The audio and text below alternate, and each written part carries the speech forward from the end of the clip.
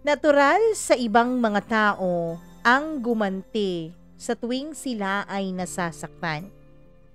At minsan dahil sa galit nilang yun, ay makakagawa sila ng mga bagay na hindi maganda sa kanilang kapwa.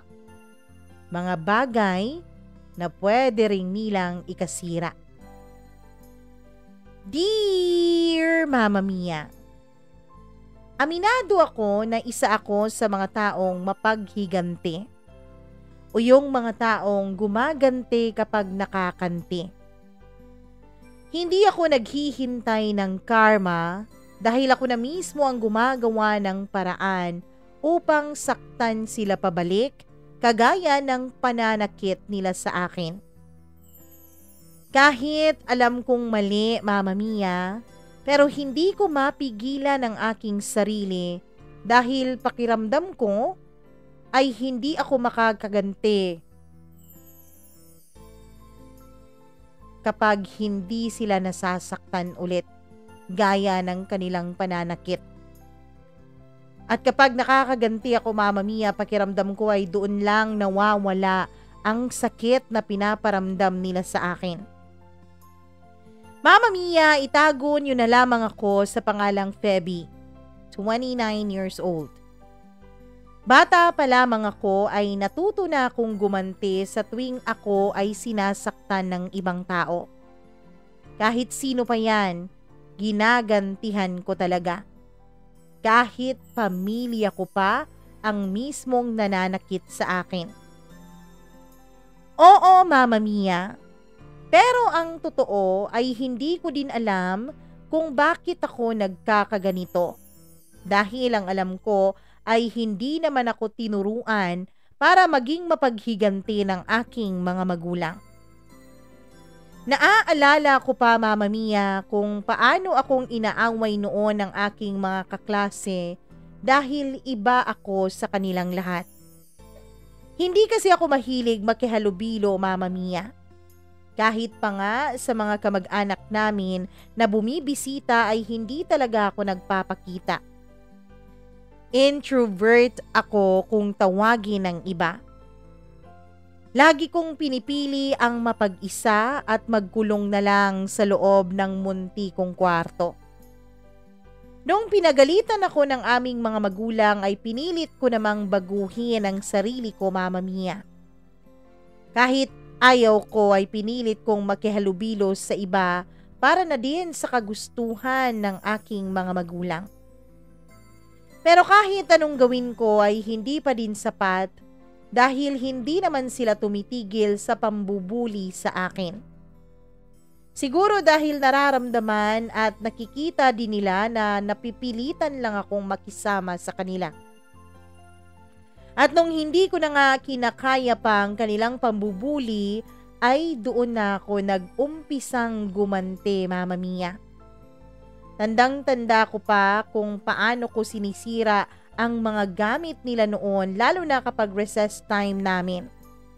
At ang lahat ay nasa labas para kumain o di naman kaya ay para maglaro. Hindi ko na napipigilan ang sarili kong gumanti, lalo na nung nakita ko silang umiiyak kapag nakikita na nilang mga gamit nilang sira na. Mama Mia, kakaibang satisfaction ang nararamdaman ko noon, lalo't alam ko na ako ang dahilan kung bakit umiiyak ang mga taong madalas na magpaiyak sa akin. Alam ko namang mali, pero sadyang kakaibang kasiyahan talaga ang aking nararamdaman sa tuwing ako ay nakakaganti. Mama Mia, ang pagganti ko ay nadala ko hanggang sa ako ay magdalaga na. So far naman ay hindi pa naman ako nahuhuli sa pagganting ginagawa ko. Kaya rin siguro naaadik ako sa paghihiganti, Mama Mia. Noong tumungtong ako ng college ay nakilala ko ang lalaking unang nagpatibok ng aking puso. Mama Mia, ang akala ko nga ay hindi niya ako magugustuhan dahil hindi naman ako kasing ganda o sexy ng ibang babae sa aming university. Hindi din ako pala kaibigan, Mama Mia. Dahil kahit nung college ako ay hindi ko pa rin gusto ang pakikisalamuha sa ibang tao. Meron lang akong 2 matalik na kaibigan na itago na lang natin sa pangalang Hannah and Rachel. Maliban sa aking pamilya ay silang 2 lang ang nakakaintindi sa akin. Mama Mia, sa aming 3 ay ako lang ang ganito. Silang 2 kasi ay mga extrovert o mga sociable. Kaya marami silang ibang kaibigan bukod pa sa akin na hindi naman ako gusto na maging kaibigan. Ayos lang naman sa akin yon dahil hindi rin naman ako selosang tao. Ang importante lang naman sa akin ay totoo silang 2 sa kanilang pakikipagkaibigan. Hanggang sa dumating na nga ang araw na makilala ko ang isang lalaking itatago na lang natin sa pangalang Jed. Isa siya sa kaklase ko sa isa sa mga subjects ko nung college, Mama Mia. Unang kita ko pa lang sa kanya ay nagkaroon na agad ako ng crush sa kanya, Mama Mia. May itsura kasi siya, palangiti at parang mabait. Pero syempre, Mama Mia, ay agad ko rin namang pinagbawalan ng sarili ko na ma-fall sa kanya dahil sigurado naman ako na hindi ang katulad ko ang gugustuhin ni Jed para maging girlfriend. Ngunit hindi ko akalain, Mama Mia, na mali pala ako ng akala na magkakagusto pala sa akin si Jed. Ang inakala ko nga nung una ay kay Hannah siya may gusto dahil lagi silang magkausap.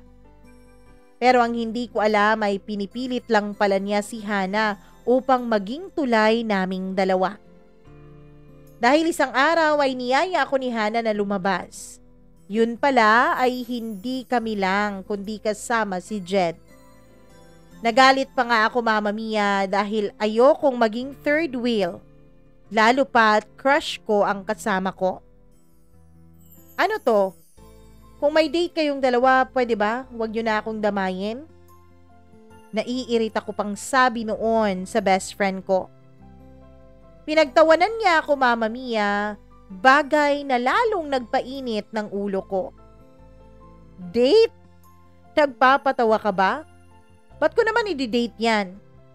Sabay turo nito kay Jed. Puno ng pagtataka ko siyang tiningnan kaya agad siyang nagpatuloy sa kanyang pagsasalita. Ano kasi, Beshi? Gusto ka kasi niyang makilala. Ilang araw na din akong kinukulit niyan kaya, ayan, pinagbigyan ko na. Mama Mia, sa totoo lang ay kinilig ako ng husto sa sinabing saking yon ni Hannah. At mula nga nung araw na yon ay napadalas pa ang paglabas-labas namin hanggang sa maging kami na ngang 2 ni Jed. Mama Mia, naging maayos naman ang relasyon namin dahil tanggap niya kung ano ang buong pagkatao ko. Sabi pa nga niya ay mas maganda daw talaga sa babae ang hindi palalabas. Simpleng dates lang naman kami at madalas pa ay kasama ko ang mga best friends ko, Mama Mia. Hindi kasi ako kampante na magsolo kasama ang isang lalaki kahit pa si Jed yon. Dahil sa totoo lang ay hindi pa ako handa noon, Mama Mia, na gawin ang ibang mga bagay na nagiging normal na lang na gawain ng mga magkasintahan na sa tingin ko noon, Mama Mia, ay dapat mag-asawa lang ang gumagawa. In short, ay hindi pa ako handa na isuko kay Jed ang aking bataan. Hindi na ako bata, Mama Mia, kaya alam ko na ang pakikipagrelasyon ay hahantong talaga sa pagtatalik, lalong-lalo na kung lagi kayong naiiwan na mag-isa ng boyfriend mo.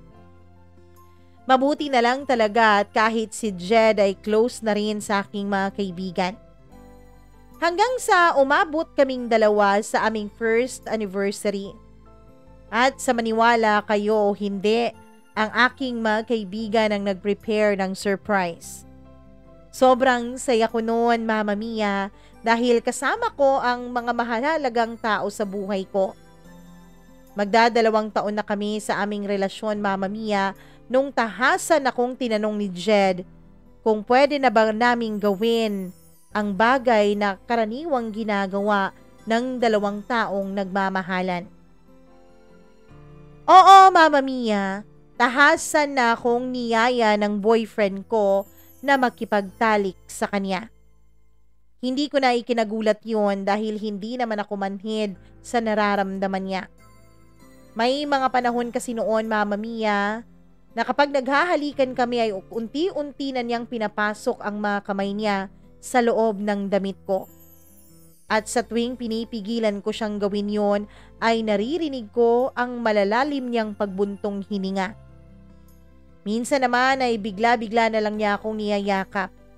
At dahil sa sobrang dikit ng aming mga katawan, ay hindi ko na maiwasang mapuna na umumbok ang sa kanya dun sa ibaba. Matagal ko ding pinag-isipan ang bagay na yon bago ako pumayag sa gusto ng boyfriend ko. Ilang beses ko ring tinanong ang sarili ko, Mama Mia, kung kaya ko na ba talagang ibigay sa kanya ang lahat-lahat, lalo na ang aking pagkababae. At sa tuwing ginagawa ko ang tanong na yon sa sarili ko, ay iisa lang ang sagot ng aking puso at isip. Oo. Kaya naman nagdesisyon kami, Mama Mia, na i-celebrate ang aming anniversary sa kanyang apartment. Dahil tamang-tama daw na aalis ang kasama niya at uuwi daw ito sa kanila. Mama Mia, pagkagising ko pa lang sa araw na yon, ay ramdam ko ng sobrang kaba sa aking dibdib. Magkahalong takot at pananabik ang nararamdaman ko, Mama Mia. Pero dahil mas nanaig sa akin ang pananabik, ay hindi na nga ako umatras sa naging usapan naming dalawa ni Jed. Sabado noon at dapat ay wala akong pasok. Pero nagsinungaling ako sa aking mga magulang para lang mapuntahan si Jed. Alam din ng mga kaibigan ko ang aming gagawin dahil sa kaba ko, Mama Mia, ay kinailangan ko ng mga taong pagsasabihan sa mga mangyayari sa aming dalawa ni Jed. Ayoko kasi na isikreto yun, Mama Mia, at baka sumabog pa ako. May tiwala naman ako sa dalawa kong matalik na kaibigan, kaya naisiwalat ko sa kanila ang plano naming celebration sa aming 2nd anniversary. Suportado naman ako ni Rachel dahil kahit siya man ay nakikipagtalik na rin sa kaniyang kasintahan. Pero si Hana lang ang kumwestiyon sa desisyon ko, Mama Mia.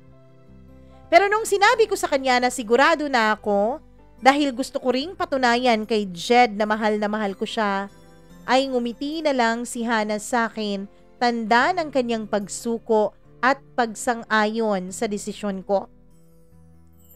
Mama Mia, pagkarating ko sa apartment ni Jed ay nakaramdam agad ako ng kakaibang libog. Ang totoo kasi, Mama Mia, dahil first time ko pa sa pakikipagtalik, ay nanood pa ako ng mga malalaswang video para kahit papaano ay may idea naman ako sa aming gagawin dalawa. Pagkapasok ko pa lang ay sinimulan na niya akong halikan agad sa aking mga labi. Nung umawat ako ay hindi na siya pumayag na mabitin pa, Mama Mia. Sige na naman, babe. Kagabi pa ako nananabik sa'yo eh. Hindi na nga ako nakatulog dahil sa sobrang kasabikan. Pagmamakaawa pa niya sa akin. Natawa na lang ako, Mama Mia, bago ko siya binigyan ng pahintulot upang ipagpatuloy ang kanyang paghalik sa akin. Ibang klase ang halik na yun, Mama Mia. Hindi yon katulad ng aming nagiging halikan sa tuwing nanonood kami ng sine. Ibang klaseng halik ang ipinaparamdam sa akin ni Jed nung mga oras na yon. Ramdam ko sa mga halik niya ang pananabik. Hindi na rin ako nakatiis, Mama Mia, kaya ginantihan ko na rin ang mga halik niya sa akin. Mga halik na kapwa nananabik din. Nakakapaso ang init ng aming mga katawan nung mga panahon na yon. Dinala niya ako sa kama, Mama Mia, at doon ay sinimulan niyang himasin ang aking katawan. Mama Mia, may kung anong kuryente ang dumaloy sa loob ng katawan ko, dala ng bawat haplos niya sa akin. Ang buong akala ko nga na yung pakiramdam na yun ay hanggang sa mga nobela ko lang nababasa. Na hanggang sa mga telebisyon ko lang napapanood. Na hindi naman totoo yung mga kuryente-kuryente na yan. Pero Mama Mia, maniwala ka man o sa hindi, naramdaman ko yon nung mga panahon na yon. Hindi ko alam kung ano bang dapat kong gawin para magantihan din siya sa kilig at sarap na ipinaparanas niya sa akin. Hanggang sa kinuha na niya ang kamay ko, Mama Mia, at siya na mismo ang naglagay nito sa kanyang pagkalalaki. Mama Mia, hindi ko talaga malilimutan yon dahil yun ang unang beses na nakakahawak ako noon. Lalo akong nag-init dahil sa ginawa ni Jed sa akin. Kaya naman, hindi ko na malayan na kusa na palang gumagalaw ang aking katawan bilang tugon at sagot sa ginagawa niya sa akin. Mama Mia, ninamnam namin ni Jed ang sarap na dulot ng aming pag-uulayaw dalawa. Nung una nga, Mama Mia, ay medyo masakit pa, pero hindi sapat ang sakit na yon upang ipatigil ko siya sa kanyang ginagawa. Na aminado naman ako na gusto ko rin. Hanggang sa ang sakit ay unti-unti nang napapalitan ng sarap, lalo na nung marating namin ang rurok ng kaligayahan. Mama Mia, hinayaan ko rin siya na sa akin niya ibigay ang dagta ng kanyang pagkalalaki. Alam ko naman na safe ako nung mga araw na yon kaya pumayag ako. Nung matapos na kaming dalawa ay nakita ko sa mukha niya ang labis na kasiyahan. At kahit naman ako, Mama Mia, ay walang naramdamang pagsisisi sa naging desisyon ko. At dahil sa sobrang pagod ay nakatulog kami ng magkayakap. Siguro sa tansya ko ay 2 oras din akong nakatulog, Mama Mia. At pagkagising ko nga ay may pagkain ang nakahanda sa mesa. Mama Mia, pareho kaming nakangiti nung makita namin ang isa't isa. Niyakap niya ako at saka hinalikan. Kinain namin ang mga pagkain na pinadeliver niya bago kami nag-round 2 sa aming bakbakan. And this time, Mama Mia, ay mas ninamnam pa namin ang aming pagtatalik. Mas mabagal. Mas ramdam na ramdam. Nagsimula kaming dalawa sa sofa at doon ay ginawa namin ang mga posisyon na nakikita ko lang sa video na pinapanood ko.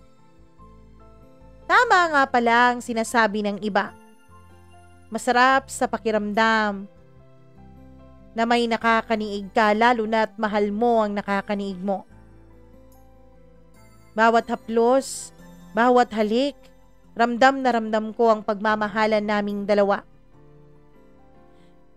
Mama Mia, tulad nung unang beses na ginawa namin yon, ay hindi pa rin natatapos ang pagninig namin na hindi namin sinasabihan ng I love you ang bawat isa. Sinulit talaga namin ang araw na yon, Mama Mia. Hinatid niya lang ako nang mag-aalas 8 na ng gabi. Mama Mia, siguro nga ay sobra ko ring nagustuhan ang nangyari sa amin ni Jed. Dahil hanggang sa panaginip ko, ay nararamdaman ko pa rin ang mga haplos at halik niya sa akin. Hanggang sa panaginip ko ay nakikita ko pa rin ang sarili ko na kaniig ang boyfriend ko. Kinabukasan nga, Mama Mia, ay agad na nagtanong si Rachel sa akin sa nangyari. Sinagot ko lang siya ng masaya at masarap. Sabay ngiti. Marami naman siyang tips na binigay sa akin para masigurado na hindi kami makakabuong dalawa ni Jed. Dahil kahit naman pumasok na ako sa mundo ng pagkikipagtalik, alam ko naman sa aking sarili na hindi pa talaga ako handa na maging ina kung sakali. Pinag-usapan din namin yun ni Jed at nagkasundo kami na sa mga susunod naming pagtatalik ay gagamit na kami ng proteksyon, Mama Mia. Oo, dahil ang unang beses na nangyari sa aming dalawa ay nasundan pa ng nasundan ng makailang beses hanggang sa hindi ko na nga mabilang kung ilang beses na ba na nagtalik kaming dalawa. Sa isang linggo, Mama Mia, sa tingin ko ay 3 hanggang 4 na beses pumagtalik kaming dalawa ng boyfriend ko. Naging aktibo kami sa bagay na yon. Hindi ko naman kasi akalain, Mama Mia, na sobra pala siyang mahilig sa bagay na yon. Hindi ko nga ma-imagine kung papaano niya natiis ang 2 taon sa aming relasyon na walang nangyayari sa amin. At sa totoo lang, Mama Mia, ay minsan ko nang tinanong sa kanya yon. At ang sinagot niya sa akin ay nagsosolo na lang daw siya sa mga oras na nangangailangan ng kaniyang katawan. Minsan pa nga ay biniro ko siya na baka naman may ibang babae ka noon at yun ang nakakasiping mo, ha? Mama Mia, hindi ko alam kung dahil sa pagpagod ko lang ba yun, pero nakita ko siya na parang natigilan sa naging tanong ko bago siya ngumiti at sinabing wala siyang naging ibang babae. Na dahil hindi naman ako sigurado sa nakita ko ay ipinagsawalang bahala ko na lang yon. Kahit kailan din naman, Mama Mia, ay hindi rin ako binigyan ni Jed ng dahilan para pagdudahan siya. Kilala ko din kasi ang mga kaibigan niya at mga kaibigan ko na rin sila mula nung maging kaming dalawa ni Jed. Minsan nga kung hindi ko alam kung nasaan ang boyfriend ko, ay sa mga kaibigan niya ako nagtatanong at mabilis naman silang sumasagot na may kasama pang pictures. At sa totoo lang, Mama Mia, ay hindi naman talaga ako mahigpit na girlfriend. Sabi ko nga nung una, hindi ako selosang tao. Pag may lakad silang magkakaibigan ay agad naman akong pumapayag at hindi rin ako yung tipo na kapag magkakasama sila ay nagpapa-update. Ako kasi, Mama Mia, naniniwala pa rin ako sa privacy ng bawat magkarelasyon. Hindi naman ibig sabihin na karelasyon mo ang isang tao ay pagmamay-ari mo na siya. Kaya dapat, bigyan mo pa rin siya ng kalayaan. Sapat na sa akin na mag-inform siya kapag nakakauwi na siya. Kaya siguro gusto ako ng mga tropa niya, Mama Mia. Sabi pa nga nila, buti pa raw ako hindi praning. Hindi katulad ng mga girlfriends nila. Sa side ko naman ay syempre hindi pa din ako palagala maliban na lang sa minsanan naming dinner nina Rachel at Hannah pati na ang panonood ng sine. Yan lang madalas ang ginagawa ko kapag wala kaming lakad dalawa ni Jed. Minsan lang din, Mama Mia, dahil may kanya-kanya na rin pong boyfriend ang mga kaibigan ko. Kaya naging busy na rin sila sa kani-kanilang mga buhay. At kahit hindi ko pa kilala ang mga boyfriends nila, dahil taga-ibang school ang mga yon, ay masaya ako dahil nakikita kong happily in love ang aking mga kaibigan. Sapat na sa akin na malaman, Mama Mia, na pare-pareho kaming 3 na masaya sa buhay pag-ibig namin. Nung makagraduate kami, Mama Mia, at makahanap na ng trabaho, ay nabawasan na ang oras namin ni Jed para sa isa't isa. Pero syempre ay napag-uusapan na rin namin yon. Nagkaroon na din kasi kami ng mga responsibilidad sa aming mga trabaho, kaya kinailangan rin naming mag-adjust sa oras namin para sa isa't isa. Maayos naman yung napag-usapan namin, Mama Mia. At nagkasundo kami na dapat tuwing Sabado at Linggo ay hindi kami papalya sa pagkikita since hindi sigurado ang Monday to Fridays dahil magkaiba naman kami ng workplace at medyo malayo kasi ang pinagtatrabahuan niya sa akin. Hindi na rin ako umangal noon, Mama Mia, nang sabihin niya sa akin na doon siya magtatrabaho dahil alam ko at naikwento niya na rin na pangarap niya talagang magtrabaho doon. Nung una, Mama Mia, ay mahirap na tuwing Sabado ko lang siya nakikita. Pero unti-unti ay nasasanay na rin ako. Hindi din naman kami lugi dahil araw-araw naman kami kung mag-video call at saka sa tuwing Sabado at Linggo naman ay halos wala kaming pahinga sa pagtatalik naming dalawa. Hanggang sa dumating ang araw, Mama Mia, na napansin ko na para bang nananahimik na ang boyfriend kong si Jed. Hindi ako sanay dahil sa aming dalawa ay siyang mas madaldal. Pakiwari ko noon ay may problema siya. Kaya agad ko naman siyang tinanong kung ano ang nasa isip niya, Mama Mia. Nung una ay tinatanggi niya, sinasabing wala naman siyang pinoproblema. Pero dahil sa kinulit ko siya, ay sinabi niya na may isa daw siyang katrabaho na masyadong pakialamero at lagi daw sumisip-sip doon sa kanilang boss. Nag-iisip lang daw siya kung paano mapapaganda pa ang project niya upang siya ang piliin sa bakanting posisyon na gusto niya na doon siya ma-promote, Mama Mia. Sobrang proud ako kay Jed dahil kahit bago pa lang siya ay nagpapagkitang gilas na siya sa trabaho. Niyakap ko na lang siya, Mama Mia, at ako na rin ang gumalaw upang mapaligaya siya. Sa pamamagitan ng pagtatalik ay inalis ko ang stress na kanyang nararamdaman. At nang makaraos siya, iniyakap niya ako ng mahigpit sabay sabing, mahal na mahal kita, Feby. Mama Mia, aaminin ko na kahit kinilig ako sa winika niya, ay hindi ko maiwasan ang makaramdam ng kakaiba. Hindi ko maintindihan, Mama Mia, dahil madalas naman niyang sabihin sa akin yon, pero sa mga oras na yon ay pakiramdam ko may iba siyang gustong ipahiwatig at sabihin sa akin. Kaya naman hinintay ko ang mga kasunod pa niyang sasabihin. Pero ilang minuto pang lumipas ay hindi na siya muli pang nagsalita. Kaya ako naman ang nagsabi sa kanya ng I love you. Hindi talaga ako pinatahimik ng aking kabang nararamdaman. Kaya naman tinawagan ko ang aking mga kaibigan na sina Rachel at Hannah, Mama Mia. Pero bago ko pa masabi sa kanila ang gumugulo sa aking isipan, ay inunahan na ako ni Hannah, Mama Mia, sa pagbabalita na buntis siya. Kahit pareho kaming nagulat ni Rachel ay pinakita pa rin namin ang aming kasiyahan sa magandang blessing na dumating sa aming kaibigan. At dahil sa ibinilita niya, Mama Mia, ay nakalimutan ko nang ikwento sa kanila ang gumugulo sa isipan ko.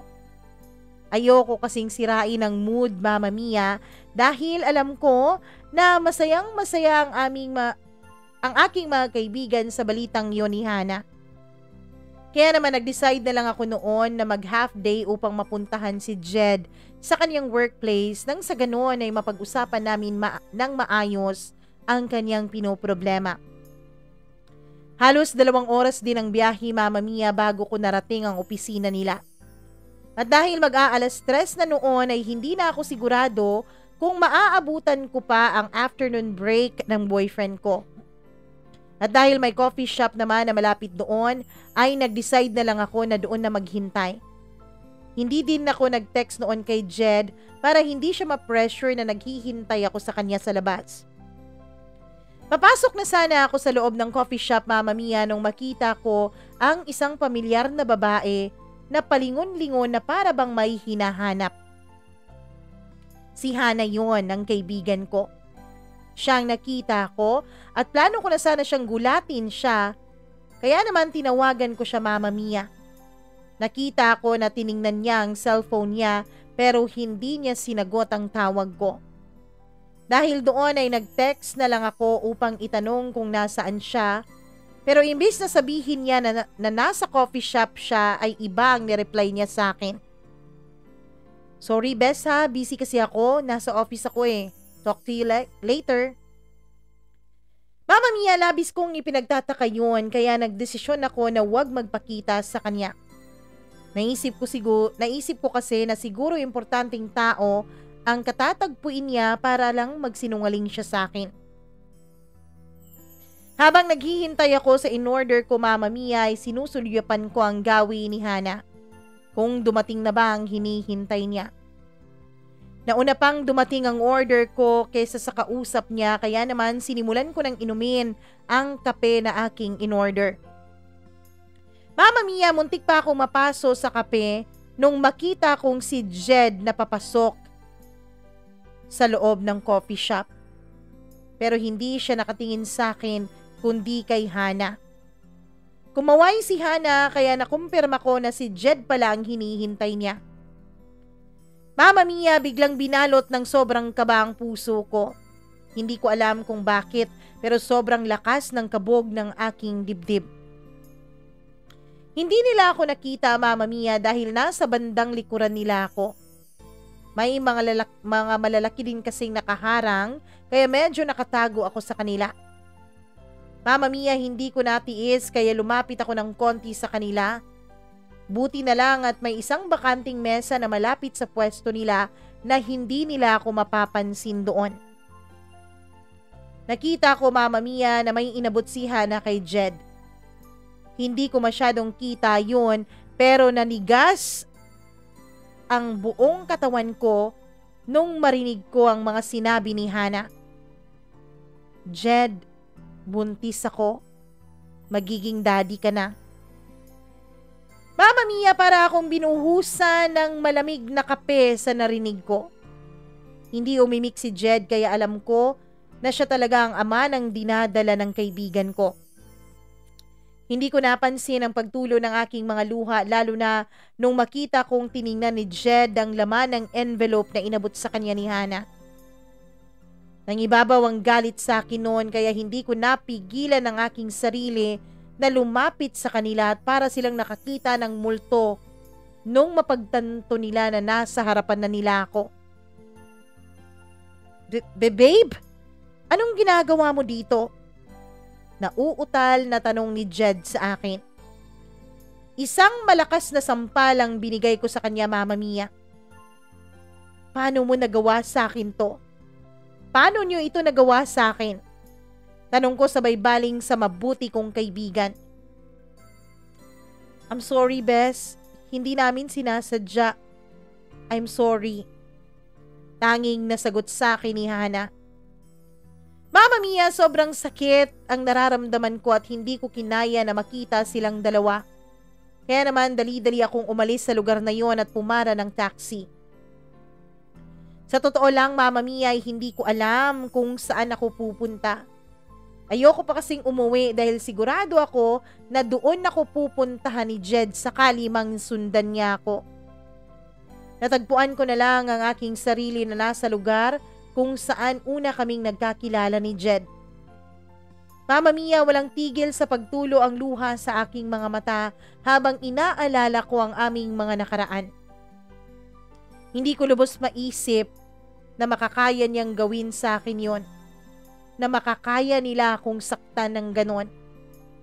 Ang dalawa sa pinakaimportanteng tao sa buhay ko ay nagawa akong pagtaksilan. Pag-uwi ko sa amin, Mama Mia, ay natagpuan ko na nasa bahay nga namin si Jed. Tama talaga ang nasa isip ko, na dito nga siya didiretso. Ayoko pa sana siyang harapin pero siguro ito ang tamang gawin. Nag-usap kami, Mama Mia, at ang mas masakit pa ay hiniling niya sa akin na palayain ko na lang siya. Kailangan at gusto daw niyang panagutan ang dinadala ni Hana na alam niyang kanya. Hindi daw niya kasi kayang hayaan ang anak niya na mabuhay na hindi buo ang pamilya. Mama Mia, mas dumoble ang sakit na naramdaman ko dahil sa kabila ng kasalanan nilang dalawa, ay umaasa pa rin ako noon na pipiliin niya ako sa huli. Pero nagkamali ako, Mama Mia.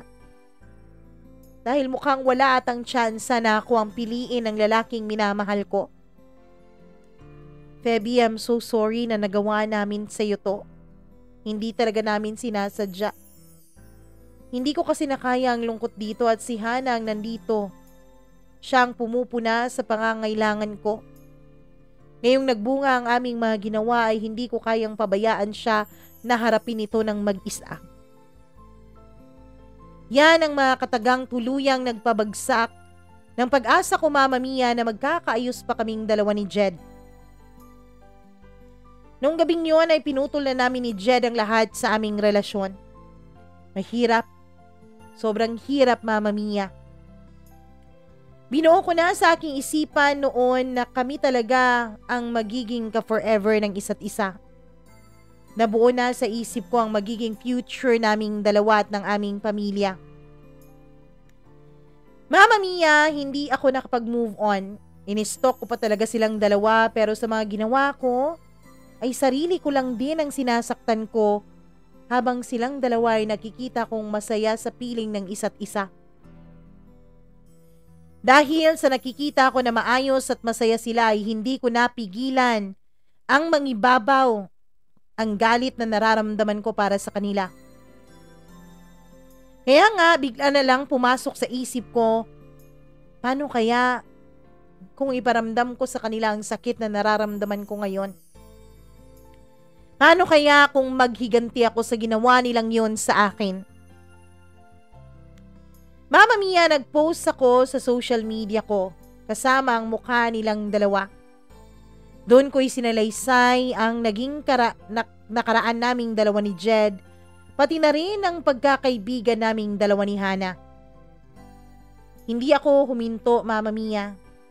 Nag-create pa talaga ako ng mga fake accounts para lang mag-share at mag-comment ng mga masasakit tungkol sa kanilang dalawa. Nung una ay hindi naman sila gumaganti kaya nga mas ikinagalit ko yon. Kaya itinodo ko, Mama Mia, ang aking pagpapahiya sa kanila. Ipinaalam ko sa aming mga kamag-anak ang nangyari sa aming tatlo. Alam ko kasi na hindi pa nila kino-confirm lalo na sa mga magulang ng bawat isa ang naging kasalanan nila sa akin. Mama Mia, aaminin ko sa inyo na naging masaya ako nung mabalitaan ko na itinakwil at pinalaya sila ng kani-kanilang mga pamilya. Pero naging panandalian lang ang saya kong yun. Dahil nung malaman ko na muntikan ng makunan si Hana dahil sa sobrang stress na naidulot ko, ay para akong tinubuan ng konsensya. Pati nga ang nag-iisa ko na lang na kaibigan na si Rachel ay pinagalitan na rin ako. Sabi niya hindi raw siya sang-ayon sa ginawa ni Hana sa akin. At sa katunayan ay galit din siya kay Hana. Pero hindi rin daw niya ako hahayaan na makagawa ng mga bagay na ako lang din naman ang masisira sa huli. Mama Mia, si Rachel ang naging gabay ko upang kahit papaano ay mabawasan ng konti ang galit na nararamdaman ko at makapag-umpisang mag-move on mula sa sakit na naidulot sa akin ni Hana at ni Jed. Matagal, Mama Mia. Matagal bago ko makamtan ang pag-move on na hinahangad ko. Matagal bago nangyari yon at sa katunayan magpasa hanggang ngayon ay hindi ko pa rin sila kayang makita o makausap man lang na dalawa. Mama Mia, sa ngayon ay single pa rin ako pero may mga nanliligaw naman. At isa sa mga masusugid kong manliligaw ay itago na lang natin sa pangalang Tim. Malayong kamag-anak siya ng lalaking napangasawa ni Rachel. Wala na din akong naging balita kina Hana at Jed. At sa tuwing may nagbabalak na magkwento sa akin tungkol sa kanila, ay pinapatigil ko na, Mama Mia. Hindi ko na kasi alam kung ano pang mararamdaman ko kapag malaman kong masaya pa rin sila sa isa't isa. Alam ko kasi, Mama Mia, na hinding-hindi ko talaga makakalimutan ang dinulot nilang sakit sa akin dahil sa ginawa nila. Hindi ko nga rin alam, Mama Mia, kung hanggang kailan ba ako magtatanim ng galit sa kanila. Alam ko sa sarili ko na hindi pa ako fully healed mula sa pananakit nila sa akin. Maraming salamat po, Mama Mia, sa pagbabasa mo nitong kwento ko. Nawa ay mabigyan niyo ako ng payo kung paano nga ba mawala ang sakit na nandito pa rin sa dibdib ko. Pakiramdam ko kasi, Mama Mia, ay hindi pa rin ako tuluyang nakakaganti sa kanila, lalo pat magkasama pa rin silang dalawa. Mama Mia, ayoko nang magalit. Ayoko nang masaktan. Ayoko nang mamuhay na tanging inaalala ay ang mga nakaraan. Sana ay may maipayo kayo sa akin at ang mga listeners niyo sa programa niyong ito. Sana rin ay may mga natutunan ng iba mula sa naging karanasan ko. Lubos na nagmamahal, Feby.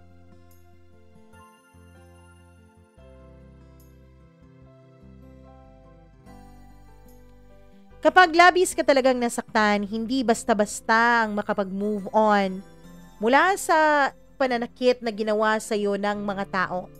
Lalong-lalo na kung ang mga taong ito ay mga taong minsan mong minahal. Mga taong minsang naging bahagi ng buhay mo. Mga taong minsan mong pinagkatiwalaan. Pero sadyang ganyan ang buhay.